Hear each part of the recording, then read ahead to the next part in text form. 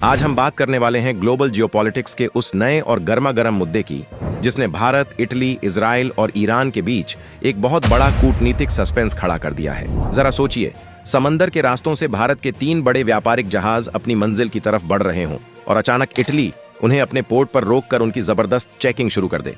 शक यह जताया जा रहा है कि इन जहाजों में कुछ ऐसा हाई ग्रेड स्टील और भारी सामान छिपा है जो सीधे इजराइल जा रहा था। लेकिन असली भूचाल तो तब आया जब इस खबर से भारत का एक पुराना और बेहद अहम दोस्त यानी ईरान भड़क गया। ईरान को शक है कि कहीं भारत छुपकर इजराइल की मदद तो नहीं कर रहा। अब सबसे बड़ा सवाल यह है कि क्या इस एक घटना से भारत और ईरान की सालों पुरानी दोस्ती और चाबहार पोर्ट का वो ऐतिहासिक समझौता खतरे में पड़ जाएगा? आखिर समंदर की इन लहरों पर चल रहे इस पावर गेम का असली सच क्या है? भारत अब इस बड़ी कूटनीतिक उलझन से कैसे बाहर निकलेगा? आज की इस एक्सक्लूसिव रिपोर्ट में हम जियोपॉलिटिक्स की इसी सबसे उलझी हुई गुत्थी को डिकोड करेंगे। लेकिन आगे बढ़ने से पहले कमेंट्स में जरूर बताएं कि आप हमारी यह रिपोर्ट किस शहर या राज्य से देख रहे हैं। दोस्तों, जियोपॉलिटिक्स की दुनिया में जो दिखता है वो होता नहीं, और जो होता है वो आसानी से दिखता नहीं। इस पूरी कहानी की शुरुआत होती है भूमध्य सागर की लहरों से। भारत के 3 बड़े कमर्शियल और मर्चेंट जहाज अपना व्यापारिक सफर तय करते हुए यूरोप की तरफ बढ़ रहे थे। ये जहाज पूरी तरह से कमर्शियल माल लेकर जा रहे थे, लेकिन अचानक इटली की अथॉरिटीज ने एक बहुत ही अप्रत्याशित और चौंकाने वाला कदम उठाया। इटली ने अपने 2 प्रमुख बंदरगाहों कैग्लियारी और गियोइया टोरो पर इन तीनों भारतीय जहाजों को रोक लिया। इटली की कस्टम और सुरक्षा एजेंसियों ने इन जहाजों को आगे बढ़ने से मना कर दिया और इनकी बहुत ही सघन और जबरदस्त चेकिंग शुरू कर दी। एक आम व्यापारिक जहाज को इस तरह से रोकना अंतर्राष्ट्रीय व्यापार में एक बहुत बड़ी बात मानी जाती है। जब किसी देश का जहाज किसी दूसरे देश के पोर्ट पर रुकता है तो कुछ रूटीन चेकिंग होना एक आम बात है, लेकिन यहाँ मामला रूटीन चेकिंग का बिल्कुल नहीं था। यहाँ बात कुछ और ही थी। इटली की एजेंसियों को शक था कि इन जहाजों पर लदे हुए भारी भरकम कंटेनरों के अंदर कुछ ऐसा सामान है जिसे आम व्यापारिक भाषा में डुअल यूज गुड्स कहा जाता है। अब आप सोचेंगे कि ये डुअल यूज गुड्स क्या होते हैं? दोस्तों, ये वो सामान होते हैं जिनका इस्तेमाल आम नागरिक और इंडस्ट्रियल कामों के लिए भी किया जा सकता है, लेकिन अगर कोई चाहे तो इसका इस्तेमाल सैन्य उपकरणों और रक्षा क्षेत्र में भी कर सकता है। और सबसे बड़ा सस्पेंस यह था कि इटली की खुफिया एजेंसियों का मानना था कि इस हाई ग्रेड स्टील की असली मंजिल कोई यूरोपीय देश नहीं बल्कि इजराइल है। इस एक शक ने भूमध्य सागर के शांत पानी में एक बहुत बड़ा कूटनीतिक तूफान खड़ा कर दिया। इटली ने जहाजों को होल्ड पर डाल दिया, कंटेनरों की स्कैनिंग शुरू कर दी और भारत से इस कार्गो की पूरी जानकारी मांग ली। भारत के लिए यह स्थिति बहुत ही नाजुक थी, क्योंकि भारत हमेशा से एक जिम्मेदार व्यापारिक देश रहा है और हमारे जहाज पूरी तरह से अंतर्राष्ट्रीय नियमों का पालन करते हुए सफर कर रहे थे। लेकिन इटली के इस कदम ने एक नए ग्लोबल ड्रामे की शुरुआत कर दी थी। अब आपके मन में यह सवाल जरूर आ रहा होगा कि आखिर इस हाई ग्रेड स्टील में ऐसा क्या खास है कि इसे लेकर इतना बड़ा बवाल मच गया? दोस्तों, हाई ग्रेड स्टील कोई आम लोहा या इस्पात नहीं होता। यह एक बहुत ही उच्च गुणवत्ता वाला, बेहद मजबूत और खास तरीके से बनाया गया स्टील होता है। इसका इस्तेमाल बड़े बड़े इंफ्रास्ट्रक्चर प्रोजेक्ट्स, पुलों, कमर्शियल जहाजों और कारखानों में तो होता ही है, लेकिन साथ ही साथ इसका एक बहुत ही क्रिटिकल इस्तेमाल एरोस्पेस और रक्षा उपकरणों के निर्माण में भी किया जाता है। इटली और पश्चिमी देशों की चिंता इसी बात को लेकर थी। मौजूदा समय में मध्य पूर्व में जो भारी तनाव और अस्थिरता का माहौल बना हुआ है, उसे देखते हुए यूरोपीय देश बहुत ज्यादा सतर्क हैं। वे इस बात की कड़ी निगरानी कर रहे हैं कि इजराइल या उस क्षेत्र के किसी भी अन्य देश में ऐसा कोई भी सामान ना पहुंचे जिससे मौजूदा संघर्ष और ज्यादा भड़क सके। इटली का मानना था कि अगर यह हाई ग्रेड स्टील इजराइल पहुंच जाता है तो इसका इस्तेमाल वहां के रक्षा और सुरक्षा तंत्र को मजबूत करने के लिए किया जा सकता है। यूरोपीय यूनियन के अपने कुछ सख्त नियम और व्यापारिक कानून हैं जिनके तहत वे संघर्ष वाले क्षेत्रों में क्रिटिकल सामग्री के निर्यात और आवाजाही पर कड़ी नजर रखते हैं। यही वजह है कि उन्होंने भारतीय जहाजों को रोककर एक बहुत बड़ा कूटनीतिक संदेश देने की कोशिश की। लेकिन दोस्तों, भारत का पक्ष यहां बिल्कुल साफ था। भारतीय जहाज जो सामान लेकर जा रहे थे वो पूरी तरह से वैध व्यापार का हिस्सा था। भारत ने हमेशा से अंतर्राष्ट्रीय व्यापार के नियमों और फ्रीडम ऑफ नेविगेशन का सम्मान किया है। हमारे जहाज कोई छिपा हुआ एजेंडा लेकर नहीं चल रहे थे। यह 1-2 देशों के बीच की शुद्ध व्यापारिक डील हो सकती है, लेकिन जियोपॉलिटिक्स में, जैसा कि मैंने पहले कहा, शंकाओं की कीमत अक्सर बहुत भारी चुकानी पड़ती है। और यहां इस शंका की कीमत चुकाई जा रही थी भारत के मर्चेंट जहाजों को रोककर। लेकिन दोस्तों, इस कहानी में असली ट्विस्ट, असली भूचाल तो तब आया जब इस पूरे मामले की भनक ईरान को लगी। ईरान और इजराइल के बीच की दुश्मनी और कड़वाहट से आज पूरी दुनिया वाकिफ है। इन दोनों देशों के बीच दशकों से एक बहुत ही गहरा और जटिल तनाव चला आ रहा है। जब ईरान की मीडिया और वहां की एजेंसियों को यह खबर मिली कि इटली ने भारतीय जहाजों को इसलिए रोका है क्योंकि उनमें इजराइल के लिए हाई ग्रेड स्टील जा रहा था, तो ईरान बुरी तरह से भड़क गया। ईरान के लिए यह खबर एक बहुत बड़ा झटका थी। क्यों? क्योंकि ईरान हमेशा से भारत को अपना एक बहुत ही करीबी, भरोसेमंद और पुराना दोस्त मानता आया है।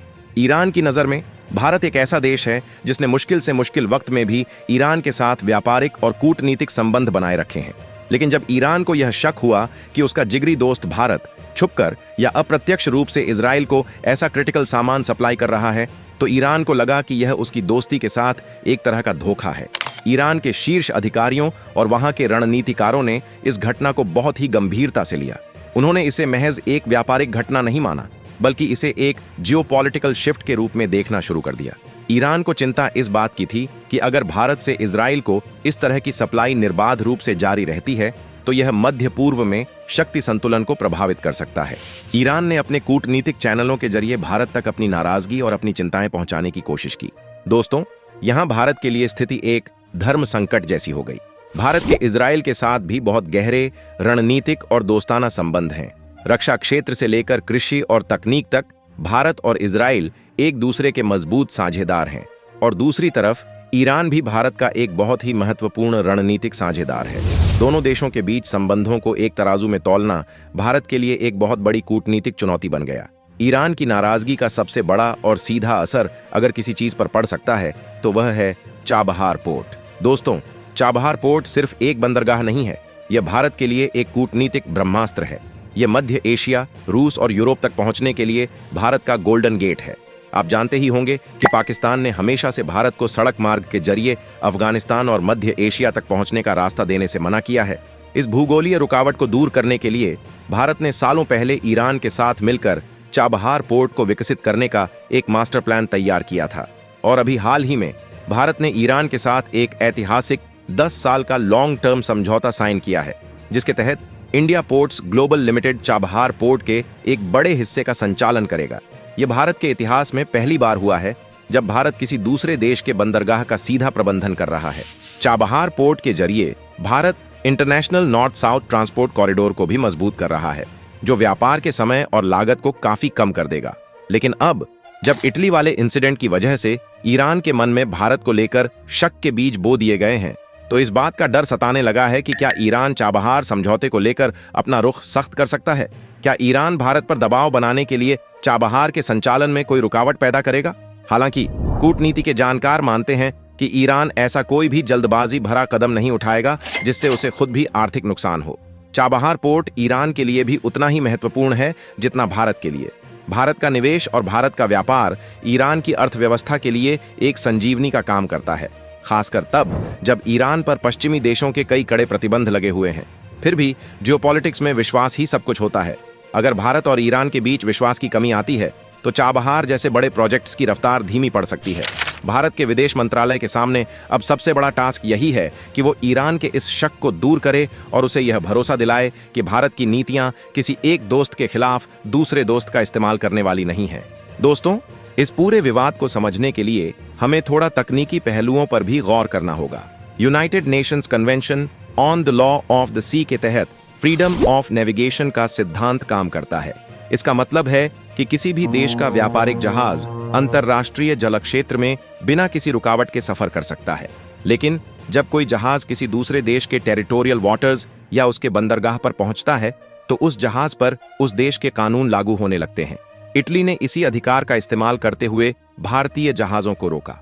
इटली एक संप्रभु देश है और उसे अपने बंदरगाहों पर आने वाले किसी भी कार्गो की चेकिंग करने का पूरा कानूनी अधिकार है, खासकर तब जब उसे राष्ट्रीय सुरक्षा या यूरोपीय संघ के नियमों के उल्लंघन का शक हो। पर सवाल यह है कि क्या सिर्फ शक के आधार पर इतने बड़े व्यापारिक जहाजों को लंबे समय तक रोक कर रखना सही है? जहाजों के लेट होने से ग्लोबल सप्लाई चेन पूरी तरह से डिस्टर्ब हो जाती है। भारत की लीगल टीमें इटली के सामने डंके की चोट पर कह रही हैं कि हमारे जहाजों के पास बिल ऑफ लैडिंग से लेकर कस्टम डिक्लेरेशन तक हर दस्तावेज पारदर्शी है। अगर इटली को कोई शक था तो चेकिंग के बाद जहाजों को तुरंत रिहा करना चाहिए था। इस तरह जहाजों को रोकना मुक्त व्यापार के सिद्धांतों के खिलाफ है। दोस्तों, आज की ग्लोबल जियोपॉलिटिक्स किसी बारूदी सुरंग के मैदान जैसी है, जहां एक गलत कदम सालों की मेहनत पर पानी फेर सकता है। लेकिन भारत का बैलेंसिंग एक्ट आज दुनिया के लिए एक केस स्टडी बन चुका है। जरा सोचिए, एक तरफ अमेरिका और यूरोप के साथ हमारे गहरे रणनीतिक रिश्ते हैं, दूसरी तरफ इजराइल के साथ हमारी जगजाहिर टेक्नोलॉजी पार्टनरशिप है, और वहीं तीसरी तरफ हम रूस के साथ अपनी ऐतिहासिक दोस्ती और ईरान के साथ चाबहार पोर्ट को भी मजबूती से आगे बढ़ा रहे हैं। यही वो संतुलन है जो आज भारत को विश्व पटल पर एक अलग पहचान दिलाता है। दोस्तों, इटली का यह कदम दरअसल भारत को एक मैसेज था कि पश्चिमी दुनिया हमारे हर व्यापार पर पैनी नजर रखे हुए है। वहीं ईरान का भड़कना भारत की विदेश नीति के लिए एक बड़ा इम्तिहान बन गया। लेकिन नए भारत ने अपना स्टैंड साफ कर दिया है। हम किसी गुटबाजी का हिस्सा नहीं हैं। हम एक संप्रभु राष्ट्र हैं और अपने व्यापारिक हितों के लिए किसी भी देश के साथ लीगल डील करना हमारा अधिकार है। इसे सैन्य समर्थन नहीं माना जाना चाहिए। साथ ही भारत ने बैक चैनल डिप्लोमेसी के जरिए ईरान को भरोसा दिलाया है कि हमारे रिश्ते किसी तीसरे देश की वजह से प्रभावित नहीं होंगे और चाबहार पर हमारी प्रतिबद्धता पक्की है। यही वो बैलेंसिंग एक्ट है जो आज भारत की असली ताकत है। हम किसी के दबाव में नहीं झुकते, बल्कि अपनी शर्तों पर दुनिया से बात करते हैं। दोस्तों, इटली का यह कदम सिर्फ एक घटना नहीं, बल्कि ग्लोबल सप्लाई चेन के लिए एक खतरे की घंटी है। पहले से ही स्वेज नहर और लाल सागर में तनाव के कारण जहाजों को अफ्रीका घूमकर आना पड़ रहा है। ऐसे नाजुक समय में अगर इटली जैसे देश सिर्फ शक के आधार पर कमर्शियल जहाजों को हफ्तों रोकेंगे तो अंतरराष्ट्रीय व्यापार का सिस्टम ही चरमरा जाएगा। यह दुनिया के लिए एक वेकअप कॉल है।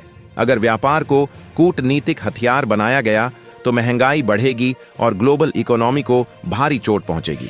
यही वजह है कि भारत दुनिया के मंचों पर डंके की चोट पर कह रहा है कि व्यापारिक रास्तों को कूटनीतिक लड़ाई का अखाड़ा नहीं बनाना चाहिए। अब इस पूरे मुद्दे का एक और बहुत ही दिलचस्प पहलू है जिस पर बहुत कम लोग बात कर रहे हैं।